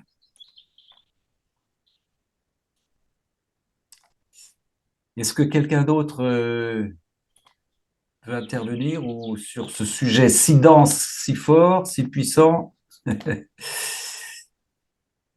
Je voudrais aussi préciser quelque chose pour la dame qui a parlé du paradis. Oui, oui, Denise, oui, Ce qui est important aussi de bien comprendre, c'est que le Seigneur veut un échange d'égal à égal. Ça nous dépasse. Mais il veut vraiment cet échange d'égal à égal. Donc c'est pas un lieu, c'est vraiment un échange avec le Seigneur. Mais vraiment au même niveau, c'est ce qu'il veut absolument avec oui, oui. Il emploie le terme qui est pas, voilà, on verra avec les traductions originales, mais voilà, quand il dit que il veut que nous soyons des copies de lui-même. Première chose, il faut que nous soyons des copies de lui-même. Et tu as raison de rappeler aussi, on le rappelle souvent, que la Trinité veut faire son Éden dans notre âme. Le paradis de Dieu, c'est nous, c'est notre âme. Donc voilà, il n'y a pas que nous à viser le paradis, il y a Dieu qui vise le paradis en nous aussi. Mais pour cela, il faut qu'il fasse sa demeure chez nous. Voilà, pour reprendre Saint Jean, il faut qu'il fasse le Père, le Fils et l'Esprit Saint fassent leur demeure chez nous. Mais pour cela, et comme il dit, je le disais dans un cénacle précédent, il dit quand je choisis une âme, je viens habiter la demeure de cette âme. Je veux occuper librement, comme je le veux, comme je l'entends, toutes les pièces de cette demeure. Oui, oui, C'est très beau. oui. Merci, frères et sœurs. Mais écoutez, je pense que on va non pas se séparer, parce que nous restons en Dieu en cette fête du Sacré-Cœur. Et vous le savez, mais c'est vrai, c'est très important de nous le dire que nous sommes en Dieu constamment, quoi qu'il arrive, même si plus tard nous aurons des problèmes techniques pour nous rejoindre, des angines, des toux sèches, des problèmes politiques, militaires. Nous restons en Dieu, nous sommes inséparables puisque Dieu étant en nous, nous sommes dans tous nos frères et toutes nos sœurs et nous portons aussi les frères et les sœurs qui refusent Dieu. Donc, Eh oui, Saint-Luc, le royaume de Dieu, Cécile, est en nous, chapitre 17, verset 22. Merci, ma sœur Cécile. Oui, oui. Donc, nous ne nous sommes jamais séparés, jamais séparés. Jamais, jamais. Il y a Chantal qui veut dire quelque chose. Bien, ma sœur Françoise, chère assistante. Chantal, où est notre... Oui, apparemment, il y a eu des personnes qui ne m'ont pas bien comprise. Ah, tu C'est parles vrai du son. que je vois que l'Internet n'est pas au top. Est-ce que toi, tu m'as bien compris, Ramon? Oui, moi, je te recevais bien, ma sœur. Oui, c'est pour ça que je... Oui, Oui, oui, je crois que c'est pas tout le monde. Moi aussi, je te recevais bien. oui, oui. En C'était fait, Moi aujourd'hui, je suis aussi, pas dans la même pièce que d'habitude. J'espère que c'est la cause parce que la prochaine fois, je vais réintégrer la même pièce et Oh. j'espère que là, ça ira mieux. Mais je voulais aussi dire merci à Chantal pour ses merci et à Jean-Bernard pour toutes ses précisions. C'était effectivement très dense et c'est à réécouter, mais c'était oui une belle entrée en matière pour notre première Trinité. Oui, c'est vrai. Oui, Peut-être merci. à reproduire, je sais pas. Ah oui, et Merci pourquoi Chantal. pas. Ouais. Et j'en profite pour nos sœurs et nos frères qui vont nous suivre à partir de dimanche en différé, car vous êtes très nombreux, très nombreux. Si vous voulez nous rejoindre, vous nous envoyez un petit message à nousnarmor@gmail.com. Comme ça, vous serez sur notre liste de diffusion. Et puis, il faut que vous sachiez que nous nous retrouvons aussi avec certains frères et certaines sœurs qui sont là ce soir, chaque mercredi soir à partir de 20 h, où on lit un extrait, chacun, enfin, toutes les personnes qui le souhaitent lisent un extrait du livre du ciel, le commentent, et il y a des gens qui peuvent participer à ce cénacle sans lire, hein. Il n'y a aucune obligation, bien sûr. Voilà. Toute vie est un... Ouais, j'ai perdu le message, là, ça y est, il est parti. Alain nous mettait un message. Alors, de Colette, je voudrais... Alors, Colette, on va arrêter, on va en rediscuter après, mais je voulais lire le... Alain nous disait, toute vie est un holocauste, toute journée est un sacrifice qu'il faut consumer par la sainteté. Magnifique formule de fin. Toute vie est un holocauste, toute journée est un sacrifice qu'il faut consumer par la sainteté. Merci Alain. Voilà. Mercredi prochain, prière. Je ne sais plus, Chantal, samedi, de vendredi de la semaine d'après, c'est toi qui as prévu quelque chose ou je ne sais Moi, j'ai plus. rien prévu. Ah bon, d'accord. Euh, Bon. je pense que c'est à ton tour. Bon. Merci, ma sœur, de m'en donner l'autorisation et ma liberté. Merci, frère Jean-Bernard. Hein. Il faut demander au Seigneur. Qu'est-ce qu'il veut? Ouais, ouais, ouais. Seigneur va s'en occuper.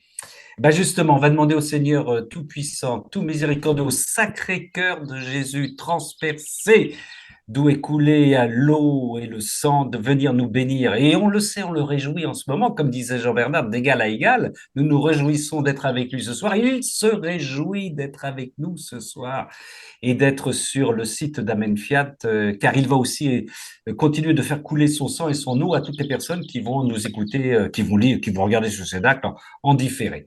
Que le Seigneur Tout-Puissant, miséricordieux, plein de tendresse et d'amour nous bénisse toutes et tous au nom du Père et du Fils et du Saint-Esprit. Amen.